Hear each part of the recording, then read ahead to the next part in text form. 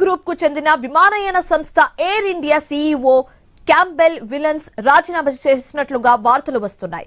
మరో ఏడాది పదవీ కాలం ఉండగానే తన బాధ్యతల నుంచి తప్పుకుంటున్నట్లుగా తెలుస్తుంది. కాగా విల్సన్ రాజీనామాపై ఎయిర్ ఇండియా నుంచి ఇంకా ఎలాంటి అధికారిక ప్రకటన రాలేదు. విల్సన్ పై టాటా గ్రూప్ పెద్దలు అసంతృప్తిగా ఉన్నట్లుగా ఇటీవల వార్తలు వచ్చిన వేళ ఈ పరిణామాలు చర్చనీయాంశంగా మారాయి.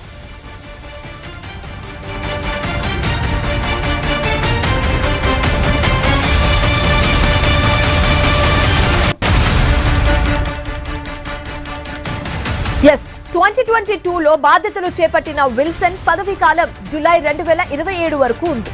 అయితే వ్యక్తిగత కారణాల దృష్ట్యా ఏడాదిన్నర ముందే ఆయన తప్పుకుంటున్నట్లుగా తెలుస్తుంది. ఎయిర్ ఇండియాను ఆధునీకరించడానికి ఆయన విహాన్ A1 AI అనే 5 ఏళ్ల ప్రణాళికలను ప్రవేశపెట్టారు.